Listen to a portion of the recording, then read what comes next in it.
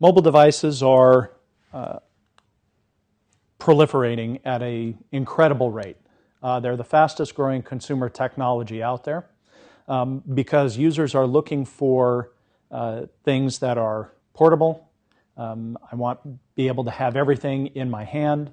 I want universal access to data and applications. Combine that with the fact that computing power is getting smaller, power requirements are getting more power efficient, and we have this always connected landscape that we've got now with mobile internet connections. Laptops and tablets, cellular phones, smartphones, wireless technologies, all of these things are kind of lumped into this rubric of mobile systems, and they introduce their own security challenges as a result. Just a quick review of Cellular Technologies. Probably half the audience out there won't recognize this device. Yes, this is a cell phone. If you look at any mid-'80s TV show, you'll probably see people with these large bricks to the side of their head. Yep, back in the day, that was the cell phone. But this is first generation, circa early 1980s technology. 2G phones came around early 90s. These were digital. We started moving away from analog phones into digital phones. We started seeing SMS messages, text messages being able to be sent for the first time. And you had two competing standards, CDMA, Code Division Multiple Access, which was generally adopted in the US, and then you had GSM, Global System for Mobile, which was adopted mostly in Europe and then started propagating from there. But that is second generation. Early 2000s, along comes 3G networks. You see a continuation of digital aspects of this, but you see increasing network speeds now.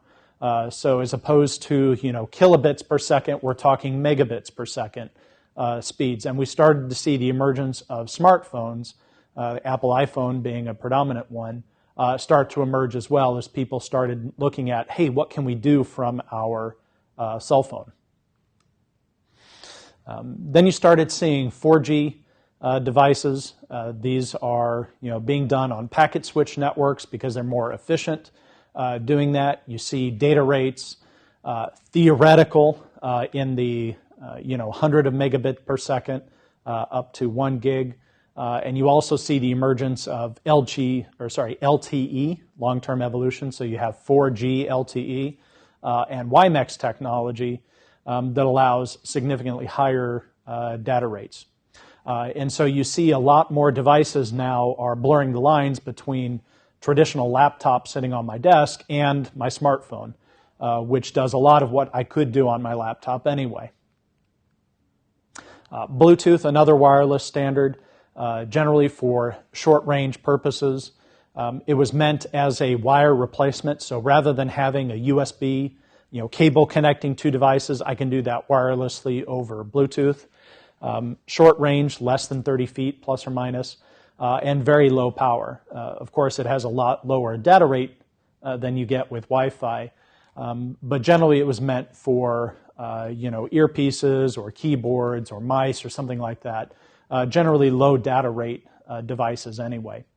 On the security side, you have to pair them to be able to communicate, or pair devices. So if you have a headset and you want to pair it with your the Bluetooth receiver in your car, you've got to go through a pairing process where the devices will recognize each other before they'll be able to start communicating. This is all dictated by the IEEE 802.15 standards, which defines wireless personal area networks. You can see the various frequencies and speeds there just for interesting reference. Additionally, Wi-Fi networks, which is governed by IEEE 802.11. These are much higher data rates than what you get with Bluetooth. They're usually longer distance, and you can see that there are various standards out there. Not all of them are compatible with each other, but all based on the 802.11 base standard you have 802.11a, b, g, n, and ac. And most of these wireless standards, I think now the de facto is either 802.11n or 802.11ac. You see AC being used a lot in media centers or as media bridges because it has such a high data rate compared to N or G or any of the previous standards that you can actually push high definition video through it. And so you see a lot of the media bridges out there using 802.11ac as their standard. For wireless networks, you can generally operate in two modes. There's infrastructure mode, traditional. I've got my laptop or my smartphone and I'm communicating with a wireless access point. Everything goes back through that wireless access point or WAP.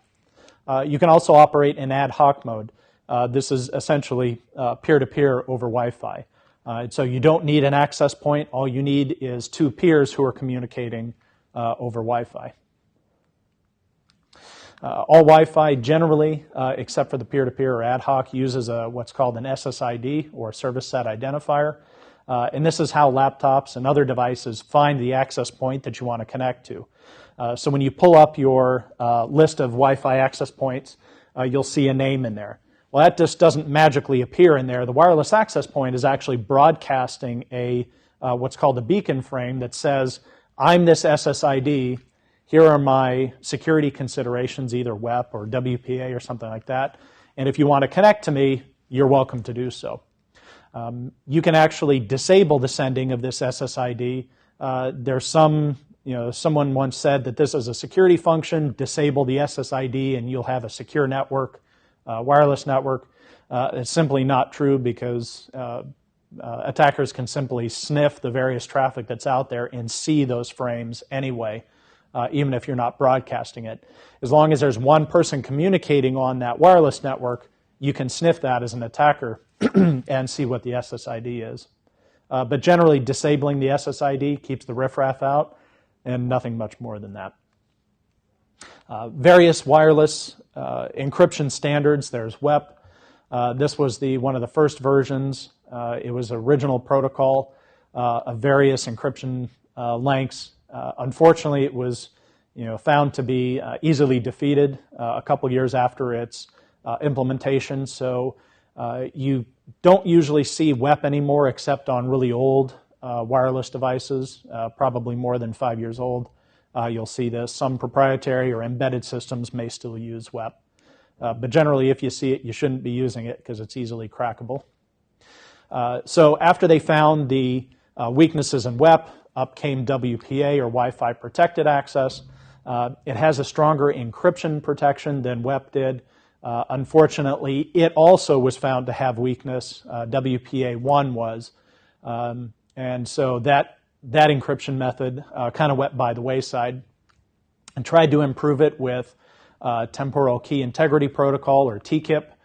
And so the idea that you could add this extra feature to it. Now you have each packet has a unique encryption key, so you have WPA encrypted by TKIP, so you've got two levels of encryption in there. And this didn't stick around too long either because right about this time you had WPA2 come out. And WPA2 now seems to be the de facto standard for encryption on wireless networks. And it uses AES, one of the stronger encryption methods that are out there. Generally speaking, you're only going to find this on newer access points. So again, generally not anything really old, but most things just about everything you can buy today will support WPA2 right out of the box. And it is the only wireless encryption standard for government wireless networks as well. There are various wireless authentication protocols you should probably be aware of. Extensible Authentication Protocol, or EAP. This was an authentication protocol to do key exchange over WPA, WPA2. And it assumed that you had a protected communication channel, meaning the key exchange was done in the clear. So if anybody was sniffing the traffic over these WPA or WPA2 networks, meaning they had access to that network or they had access to the encryption key. They would be able to see that key exchange and be able to compromise that as well. So what they came up with was PEAP, or Protected Extensible Authentication Protocol. This was jointly developed by Cisco, Microsoft, and RSA, specifically designed to avoid or fix the fact that EAP was running over or assumed a protected channel. So now they encapsulated the EAP protocol inside a TLS tunnel. So now even if you were on the wireless access point and sniffing traffic, you wouldn't be able to see this or read this traffic because it was inside TLS. And the last one up there, Lightweight Extensible Authentication Protocol. This is a Cisco proprietary one. Don't see this too much anymore. But it was designed to force WEP key changes across access devices, wireless access devices.